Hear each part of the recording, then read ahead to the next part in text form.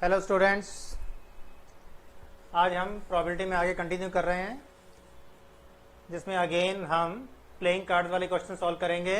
लेकिन इसमें जो प्लेइंग कार्ड्स हमने ड्रॉ किए हैं they are without replacement, means cards are drawn without replacement. तो सबसे पहले हम देख रहे हैं कि क्वेश्चन नंबर 1 में हमसे पूछा गया है कि find the probability if 2 cards are drawn and both are aces, दोनों एस होने चाहिए, उसकी प्रोबेबिलिटी हमें पता लगानी है।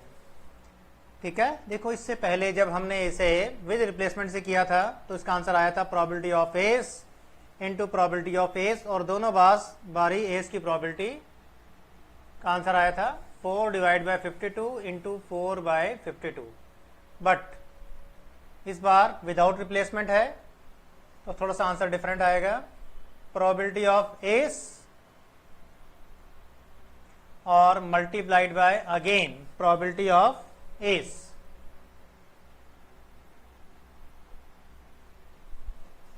Probability of ace multiplied by again probability of ace, but out of 51 cards.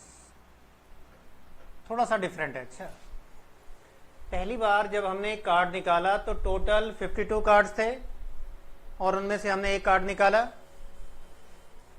ठीक है, तो जैसे प्रोबेबिलिटी ऑफ एस बन जाएगा इसमें 4 बाय 52। लेकिन जब दूसरी बार हम कार्ड निकाल रहे हैं और पहले वाले कार्ड को हमने रिप्लेस नहीं किया तो टोटल कार्ड्स हो जाएंगे 51।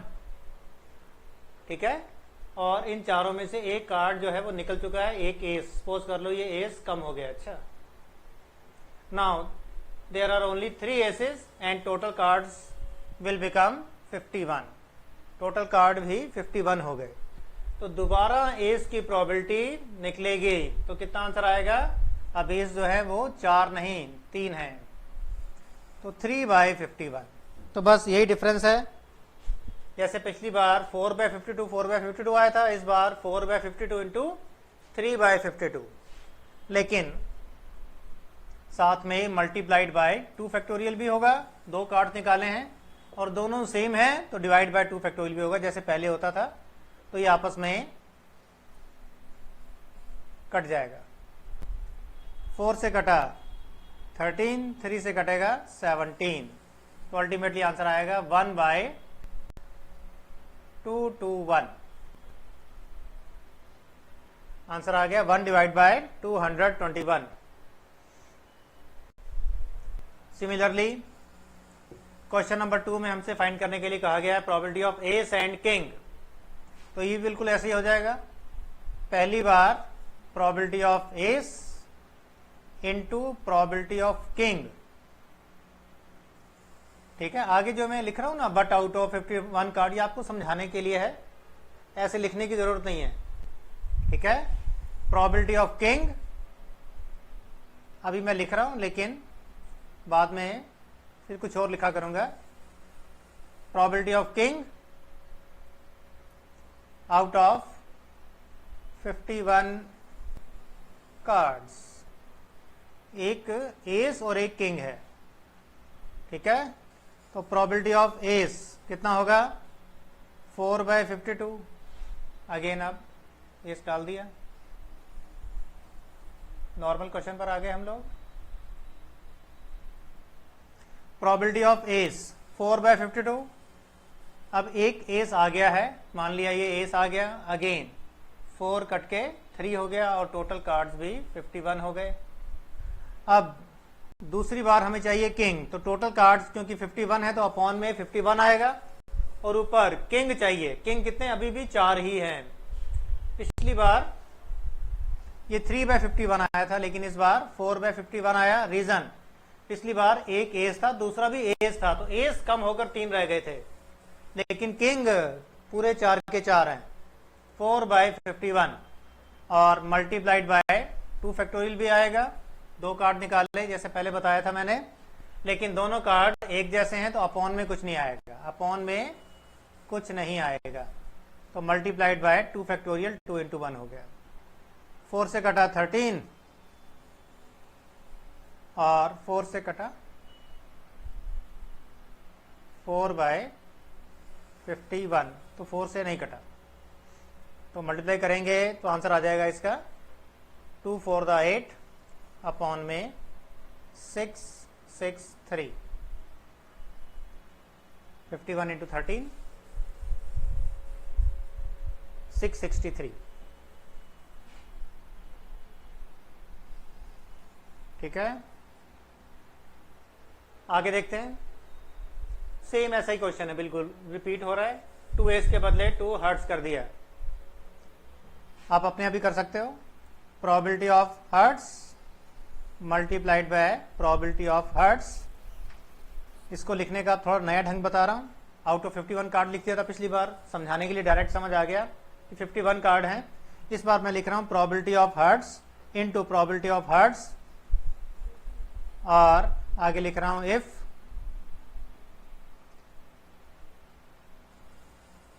One hearts card is already drawn, मतलब probability of heart into probability of एक और हर्ट निकालना है। इफ कंडीशन है एक हर्ट वाला कार्ड पहले ही निकाल लिया गया है, तो देखो क्या आंसर आएगा। हर्ट वाले कार्ड होते हैं 13/52। ठीक है, हर्ट्स वाले कार्ड कितने हैं, ये वाले। वापस नॉर्मल क्वेश्चन बना देते हैं इसको।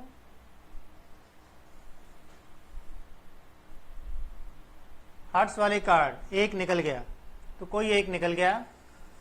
ठीक है, कोई भी एक हटा दो, ऐसा कोई जरूरी नहीं है एस हटाना है, 7 8 कुछ भी। तो 13 के बदले ये अब 12 कार्ड रह गए, और टोटल कार्ड भी 51 हो गए। तो पहला कार्ड हर्ट्स का आया तो पहले पूरे 13 थे, दोबारा भी हर्ट्स का कार्ड निकाला। अब हर्ट वाले कार्ड जो है 12 रह गए, तो मल्टीप्लाइड बाय 12 और टोटल कार्ड भी 51 हो गए। और जो मल्टीप्लाई करेंगे हम इसे, दो कार्ड निकाले हैं तो मल्टीप्लाई तो 2 फैक्टोरियल आएगा, लेकिन दोनों कार्ड एक जैसे हैं, दोनों हर्ट हर्ट, तो अपॉन में भी 2 फैक्टोरियल आ जाएगा। तो अल्टीमेटली ये कट जाएगा आपस में। और सॉल्व करेंगे 13/52, कट के 1/4 हो गया। 12/51 3 से कटेगा, 3 4 12, 3 17 52, और इंटू ये कट के 1 आ जाएगा, और ये 4 4 भी कट जाएगा। तो अल्टीमेटली सिर्फ 1/17 आंसर आया। आंसर क्या आया, 1/17। नेक्स्ट क्वेश्चन देखते हैं।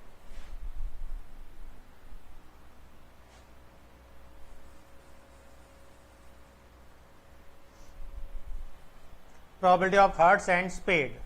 इसमें क्या है कि पहली बार प्रोबेबिलिटी ऑफ हार्ट्स आया, दूसरी बार प्रोबेबिलिटी ऑफ स्पेड। ये जो इफ लिखा है ना, इफ के बदले में ऐसे करके हम ऑब्लिक लगा देते हैं। ऑब्लिक का मतलब है कि अब जो कुछ लिख रहे हैं दैट इज गिवन, कि वो हो चुका है, ऑलरेडी ड्रॉन, ऑलरेडी हो चुका है। Probability of S oblique hearts is drawn, heart वाला कार्ड निकल चुका है। तो क्या आंसर आएगा, probability of hearts. Again normal question पर आ जाते हैं। ये 8 13 और टोटल 52। तो प्रोबेबिलिटी ऑफ हार्ट्स, हार्ट्स तो पूरे 13 कार्ड हैं, 13/52। प्रोबेबिलिटी ऑफ स्पेड, अब हार्ट का एक कार्ड कम हो गया, सपोज एक कम हो गया तो ये 12 रह गए, और टोटल कार्ड भी 51 रह गए। दूसरी बार कार्ड निकाला स्पेड का, ये है स्पेड, स्पेड पूरे 13 है, मल्टीप्लाइड बाय 13 अपॉन में 51। ठीक है, मल्टीप्लाइड बाय 13 अपॉन 51, और अगेन मल्टीप्लाई होगा 2 फैक्टोरियल, और डिवाइड बाय एक हर्ट्ज है और एक स्पेड है, अलग अलग है तो अपॉन में कुछ नहीं आएगा।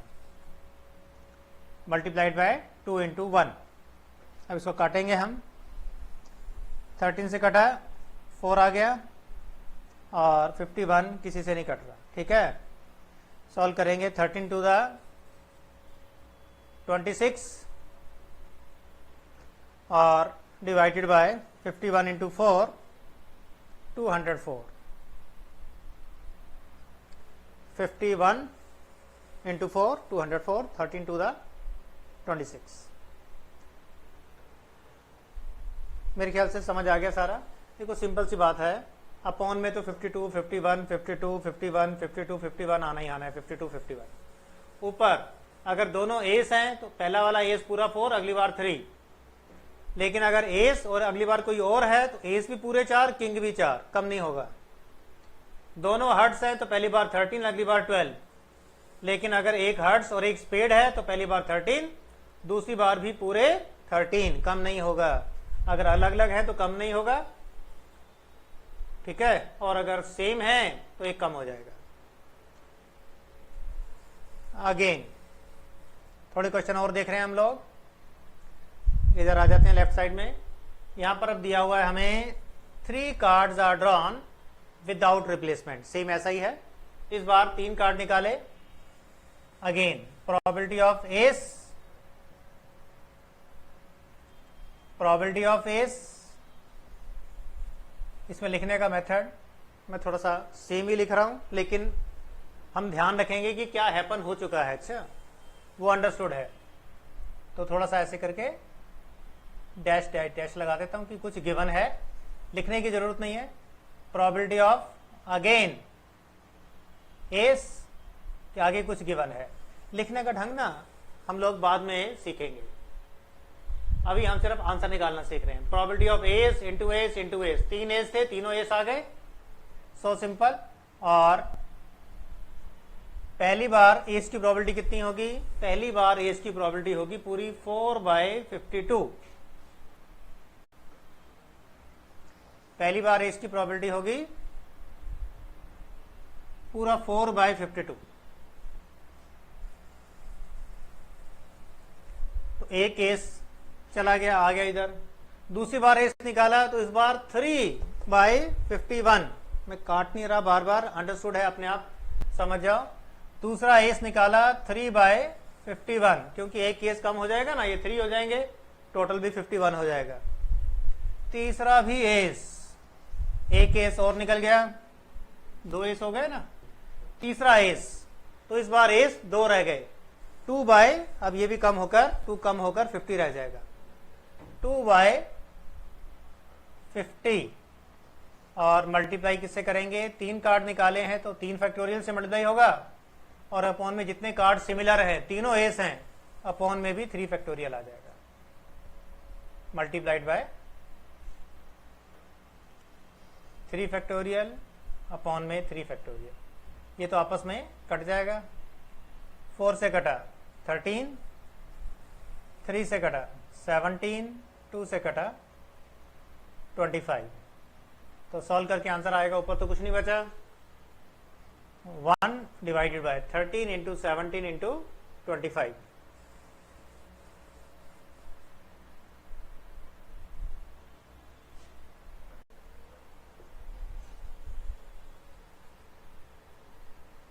डबल 525।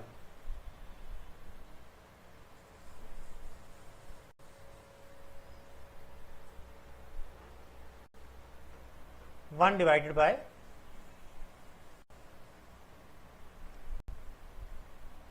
5525। आंसर आ गया।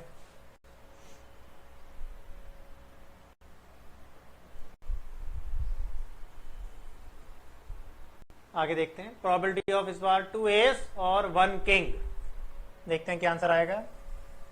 Probability of ace into probability of ace into probability of king और मल्टीप्लाइड बाय 3 फैक्टोरियल। लेकिन जितने कार्ड सिमिलर हैं, 2 एस आ रहे हैं तो 2 फैक्टोरियल, किंग एक ही है तो लिखने की जरूरत नहीं है।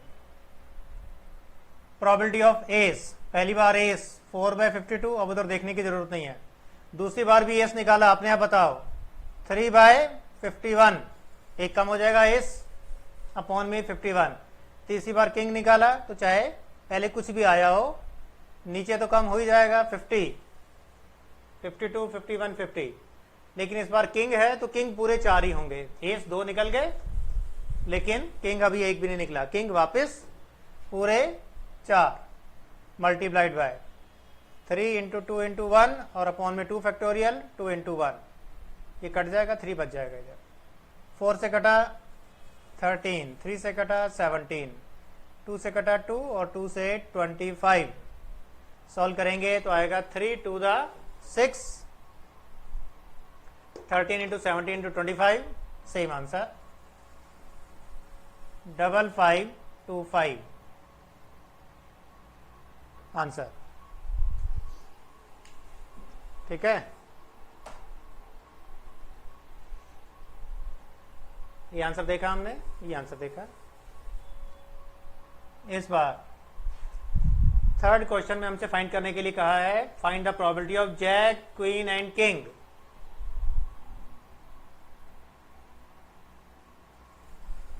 जैक क्वीन एंड किंग, तो पहले आ जाएगा probability of jack, probability of queen, probability of king और मल्टीप्लाइड बाय 3 फैक्टोरियल। अपॉन में तीनों कार्ड अलग अलग हैं तो अपॉन में कुछ नहीं आएगा। क्लियर सारा कुछ। प्रोबेबिलिटी ऑफ जैक, जैक की प्रोबेबिलिटी 4/52, तो एक जैक कम हो जाएगा तो जैक 3 रह गए। अगली बार प्रोबेबिलिटी ऑफ क्वीन, क्वीन पूरी 4 हैं, 1 2 3 4, लेकिन नीचे वाले कार्ड 51 रह गए होंगे। अच्छा, एक कम हो गया था ना 3, तो 51 क्वीन। तो अगली बार एक क्वीन भी कम हो गई, अब ये भी 3 रह गए और ये भी कम होकर 50 रह गए। अगली बार किंग, किंग अभी भी पूरे 4 हैं, 4/50 मल्टीप्लाइड बाय 4/50 और मल्टीप्लाई बाय 3 फैक्टोरियल। सॉल्व करेंगे 6 आएगा, 3 इंटू 2 इंटू 1 6। अब इसको काट देते हैं हम। 4 से कटा 13 और 3 से कटा 2 और 3 से कटा 17 और 2 से कटा 25। तो इस बार आंसर आ गया हमारा 4 4 the 16 divide by this into this into this 5525।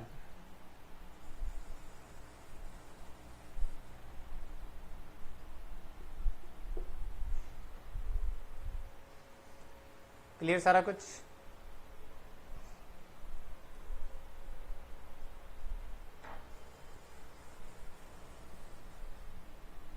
ठीक आंसर है, यूं ही दोबारा लिख रहा हूं। 16 डिवाइड बाय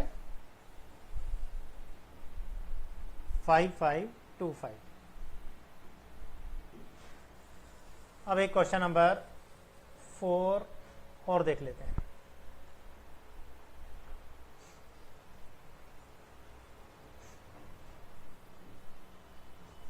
प्रोबेबिलिटी ऑफ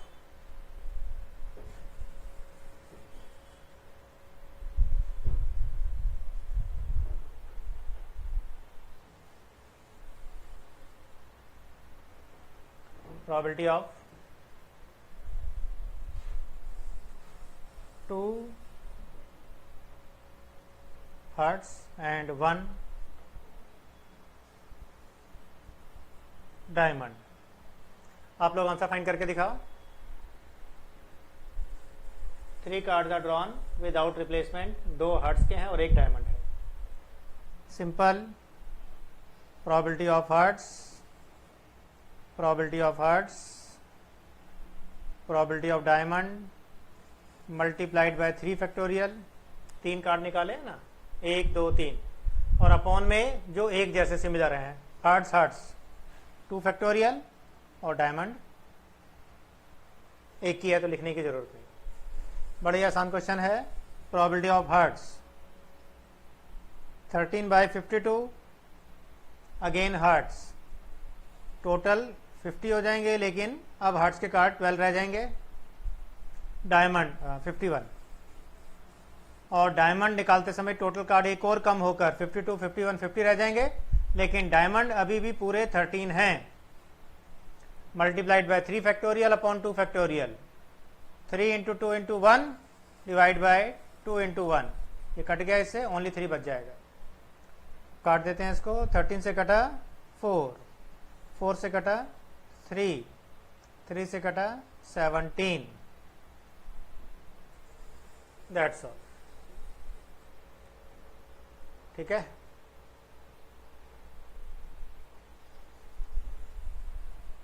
तो कितना आंसर आया? 13 3 द 39 और डिवाइड बाय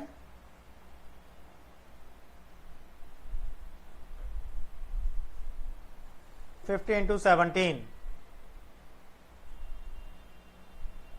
850, 39 divided by 50,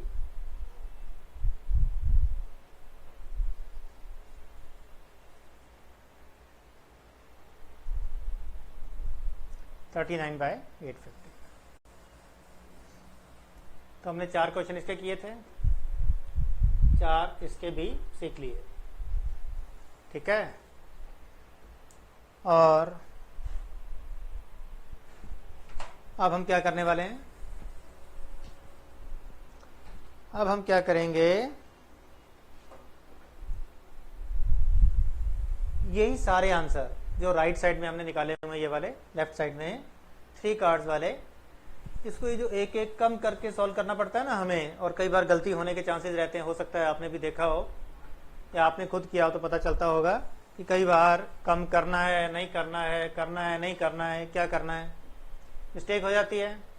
तो मैं आपको ये सारे क्वेश्चन, मतलब उस मेथड से ये भी सॉल्व हो जाएंगे, लेकिन ये आप लोग होमवर्क में करके देखना। मेथड सिखाऊंगा, उसमें 2 कार्ड्स वाले क्वेश्चनों के आंसर आप लोग नए मेथड से अपने आप करके देखना, सभी के 2 एस, 1 एस 1 किंग, 2 हार्ट्स और 1 हार्ट्स और स्पेड वाले। मैं आपको ये 3 वाले नए मेथड से करके दिखा रहा हूं, जिसमें हमने 3 कार्ड्स ड्रॉ किए थे, न्यू शॉर्टकट मेथड।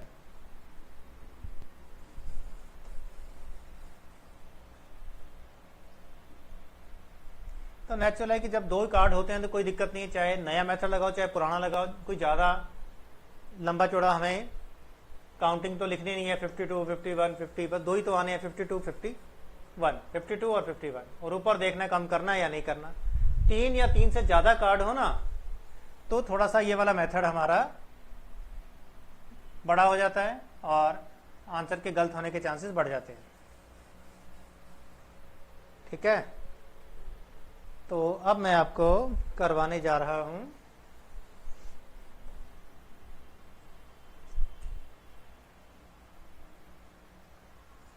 एक न्यू मेथड applied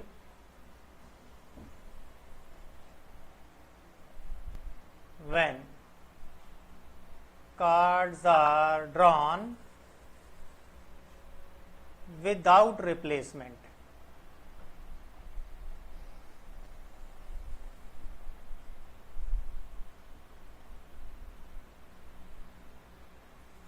तो क्या सीखने जा रहे हैं? New method applied when cards are drawn without replacement. तो इसके लिए पहले 2-3 छोटी छोटी बातें बता रहा हूं, फिर मैं यहां पर एक फॉर्मूला लिख के दिखाऊंगा आपको। ठीक है, देखो परमुटेशन कॉम्बिनेशन आप लोगों ने सीखा होगा, और अगर नहीं सीखा तो पहले वो वाला चैप्टर थोड़ा सा देख लो वीडियो क्लासेस में, परमुटेशन एंड कॉम्बिनेशन। तो उसमें क्या होता है, NCR की वैल्यू होती है n factorial divide by r factorial और divide by n minus r factorial. ये फॉर्मूला है। परमुटेशन एंड कॉम्बिनेशन वाले चैप्टर में सीखते हैं हम।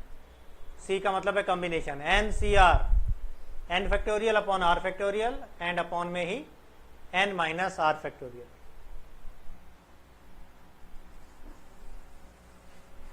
अब मैं आपको फॉर्मूला बता रहा हूं।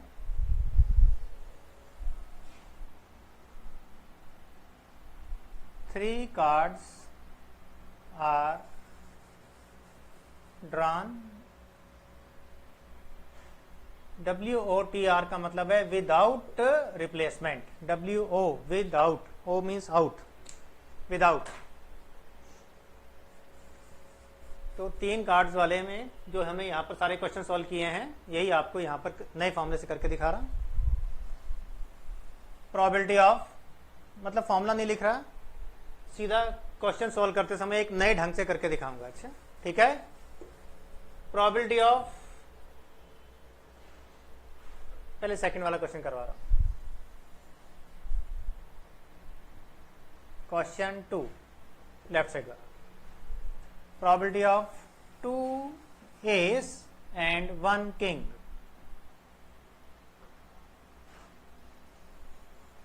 तो इसका नया मेथड इस तरह से है, टोटल एस कितने होते हैं 4, एस कितने होते हैं 1 2 3 4, और उसमें से हमें एस कितने चाहिए 2, तो इसका फॉर्मूला बन जाएगा इस तरह से एनसीआर की तरह 4C2, 4 मीन्स टोटल 4 एस होते हैं और हमें कितने चाहिए 2 चाहिए, किंग मल्टीप्लाइड बाय किंग कितने होते हैं, किंग भी 4 होते हैं और हमें कितने चाहिए 1, तो मतलब जो लिखा था वो हो गया, 4 एस में से 2 चाहिए, 4 किंग में से 1 चाहिए, बाकी कुछ नहीं चाहिए। और अपॉन में टोटल नंबर ऑफ केसेस जो होते हैं ना, जैसे फेवरेबल अपॉन टोटल, टोटल में टोटल कार्ड्स कितने होते हैं 52, और हमने टोटल 3 कार्ड्स निकाले हैं, 2 एस और 1 किंग, तो 52C3, ये है नया फॉर्मूला। इसको सॉल्व करेंगे इस वाले फॉर्मूले से, तो आप लोग देखोगे कि सेम यही आंसर आएगा 6/5525।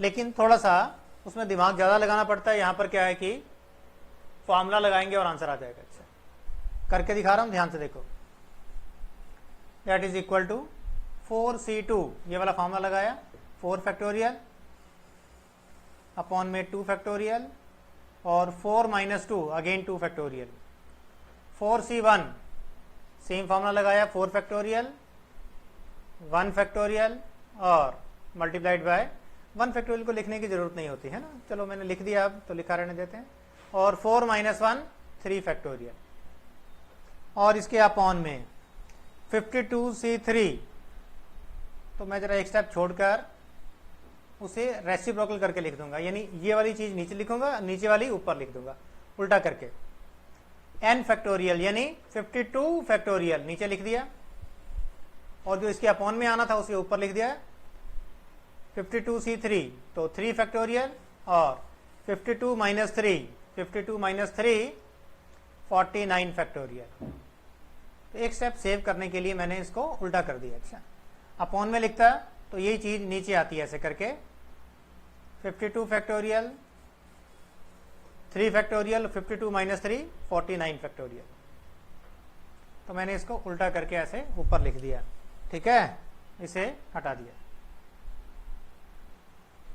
बस अब हम इसे सॉल्व करेंगे और देखते हैं कि ये आंसर आया है कुछ और आया, करके दिखा रहा हूं। 4 फैक्टोरियल को एक्सपेंड किया, 4 × 3 × 2 फैक्टोरियल पर रोक सकते हैं इसको, अपॉन में एक 2 फैक्टोरियल को एक्सपेंड कर दिया और एक 2 फैक्टोरियल को 2 ही रहने दिया ताकि ऊपर नीचे ऐसे कट जाएगा। 4 फैक्टोरियल को लिखा 4 × 3 फैक्टोरियल, 1 फैक्टोरियल लिखने की जरूरत नहीं है, अपॉन में भी 3 फैक्टोरियल एज इट इज, ताकि ऐसे कट जाएगा, मल्टीप्लाइड बाय 3 फैक्टोरियल को एक्सपेंड कर दिया, 3 × 2 × 1 और 49 फैक्टोरियल को एज इट इज रहने दिया नीचे, 52 फैक्टोरियल को एक्सपेंड किया, 52 × 51 × 50 × 49 फैक्टोरियल। ये भी एक मेथड है, किसी का भी फैक्टोरियल हो डिक्रीज करते करते जब आपको लगे कि कहीं और ऊपर भी नंबर लिखा हुआ है तो नीचे भी उसी फैक्टोरियल पर रुक जाओ, तो ये से कट जाएगा ऐसे करके। ये सारी चीजें परमुटेशन कॉम्बिनेशन में हमने सीखी हुई हैं। अगर सॉल्व करने में कोई दिक्कत आ रही है तो पहले परमुटेशन कॉम्बिनेशन वाला चैप्टर आप लोग देख लो, इसके बाद ये 2 फैक्टोरियल इससे कट जाएगा, ये 3 फैक्टोरियल इससे कट जाएगा, ये 49 फैक्टोरियल इससे कट जाएगा। ठीक है, आपको थोड़ा सा चेक करने के लिए बता देता हूं। 2 से कटा और इस 4 से काट दिया तो 2 आ गया। ठीक है, मैं सारा नहीं काट रहा अभी, क्योंकि आपको ना जरा सिर्फ दिखाना चाहता हूं कि इस समय जो कुछ लिखा हुआ है और इस क्वेश्चन में जो कुछ लिखा था बिल्कुल सेम था। देखो यहां ऊपर क्या आ रहा था, 4 इंटू 3 इंटू 4 और इंटू 3, ये सब कटा हुआ था। चेक करके देखो कि दोनों बिल्कुल सेम लिखे होंगे। और मैं और काट देता हूं सारा। अच्छा 2 से कटा 2 आ गए, ये तो पहले ही कट गए ना, ये वाले तो जिनको सर्कल कर दिया वो कट गए। अच्छा 2 से कटा, ये 2 आ गया। और क्या काटना है, 4 से 52 को काटा 13 आ गया। 3 से 51 को कटा तो 17 आ गया। और 2 से 50 को कटा तो 25 आ गया। यहां पर न्यूमरेटर में क्या बचा, कुछ नहीं बचा। और यहां पर 3 to the 6, तो ये रहा देखो 6। ठीक है, सॉल्व करके ऊपर आया 6 डिवाइड बाय 13 17 25, 13 17 25 बिल्कुल सेम। डबल 525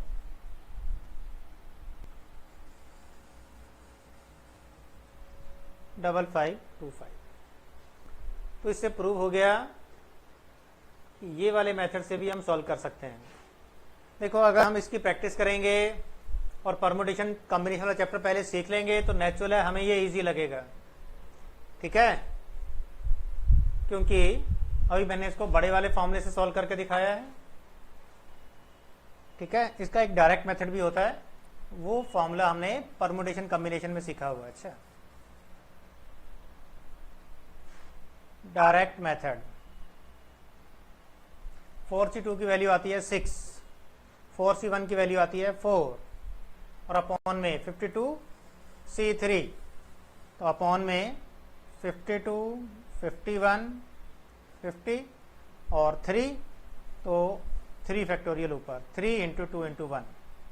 मतलब अगर प्रैक्टिस करोगे तो आप एक ही स्टेप में सीधा ये लिख सकते हो। अच्छा 4C2 6, 4C1 4, 52C3 मतलब 52 को 3 बार डिक्रीज करो, 52 51 50 और उसके अपॉन में 3 फैक्टोरियल लगाओ जो कि ऊपर आ जाएगा। अब इसको काट के देखेंगे सेम आंसर आएगा। देखो 4 से कटा 13, 3 से कटा 17, 2 से कटा 25, कितना छोटा हो गया 6 डिवाइड बाय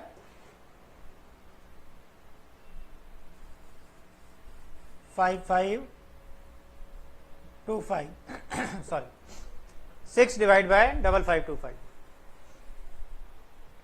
डायरेक्ट मेथड, इसमें आपको प्रैक्टिस करनी पड़ेगी 4C2 की वैल्यू कितनी होती है।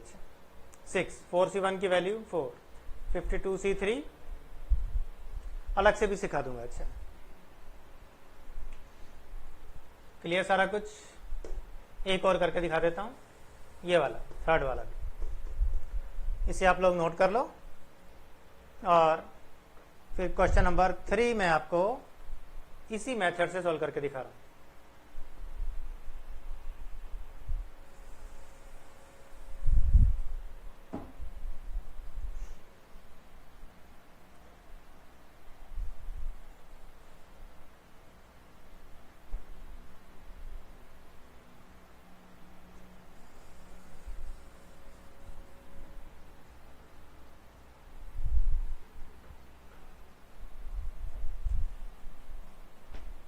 क्वेश्चन नंबर 3 ये वाला, probability of jack queen and king, ये निकालना है। नए ढंग से निकाल रहे हैं। जैक कितने होते हैं 4,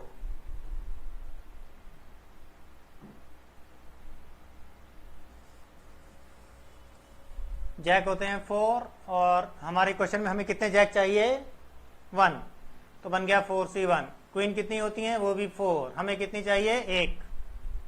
किंग कितने होते हैं वो भी 4 और हमें कितने चाहिए 1। तो हमें 1 जैक 1 क्वीन 1 किंग चाहिए था, 1 जैक 1 क्वीन 1 किंग हो गया। और डिवाइडेड बाय टोटल 52 कार्ड्स होते हैं। और हमने कितने कार्ड निकाले हैं, ड्रॉ किए हैं, टोटल 3, 52C3 बिल्कुल पहले जैसा हो गया। सॉल्व करके दिखा रहा हूं। 4C1 में ये वाला फॉर्मूला लगाया, 4 फैक्टोरियल अपॉन में 1 फैक्टोरियल और 4 - 1 3 फैक्टोरियल, यहाँ पर भी 4c1 अगेन सेम रिपीट हो जाएगा, 4 factorial 1 factorial 3 factorial, again 4c1 4 factorial 1 factorial 3 factorial, और 52c3 वैसे तो ये अपॉन में आना है, 52 फैक्टोरियल 3 फैक्टोरियल 52 माइनस 3 49 फैक्टोरियल, लेकिन हम इसको उल्टा करके ऊपर मल्टीप्लाई कर देंगे, 3 फैक्टोरियल और 49 फैक्टोरियल ऊपर आ जाएगा और 52 फैक्टोरियल हम नीचे लिख देंगे और इसे हम हटा देते हैं यहां से। बस अब इसे सॉल्व करना है। इसको एक्सपेंड किया, 4 इंटू 3 फैक्टोरियल अपॉन में भी 3 फैक्टोरियल, 4 इंटू 3 फैक्टोरियल अपॉन में भी 3 फैक्टोरियल, 1 लिखने की जरूरत नहीं है, 4 फैक्टोरियल अपॉन में 3 फैक्टोरियल था, 4 को एक्सपेंड किया, 4 इंटू 3 फैक्टोरियल अपॉन में 3 फैक्टोरियल, 3 फैक्टोरियल को एक्सपेंड कर दिया, 3 इंटू 2 इंटू 1 और इंटू 49 फैक्टोरियल अपॉन में 52 फैक्टोरियल को एक्सपेंड किया, 52 into 51 into 50 into 49 factorial, again पहले की तरह 3 फैक्टोरियल कट गया, 3 फैक्टोरियल कट गया, 3 फैक्टोरियल इससे कट गया और 49 फैक्टोरियल इससे कट गया। अब बाकी जो बचा है उसका आंसर निकाल देते हैं हम। 4 multiplied by 4 multiplied by 4 multiplied by 3 2 1 और मल्टीप्लाइड बाय 52 इंटू 51 इंटू 50।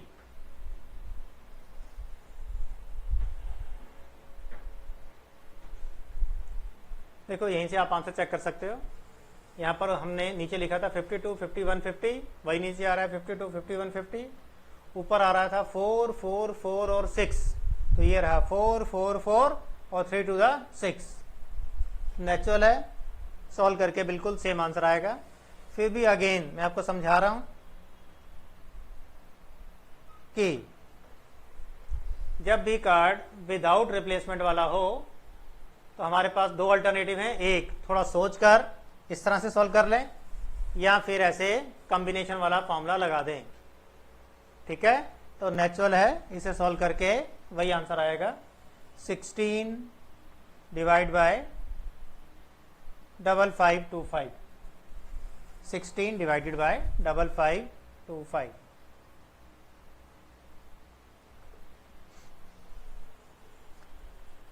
मेरे ख्याल से क्लियर हो गया सारा कुछ। ऐसे ही हम लोग फोर्थ और फर्स्ट क्वेश्चन भी सॉल्व कर सकते थे इस नए मेथड से। ठीक है, और आप लोग देखोगे कि आपका आंसर सेम आया। और जो मैंने इससे पहले 2 कार्ड ड्रॉन वाला करवाया था उसे भी आप नए फॉर्मूले से कर सकते हो विदाउट रिप्लेसमेंट में। ठीक है, आज की क्लास यहीं पर ख़त्म कर रहे हैं हम लोग, और नेक्स्ट क्लास में हम प्रोबेबिलिटी में आगे कुछ और नई नई बातें सीखेंगे।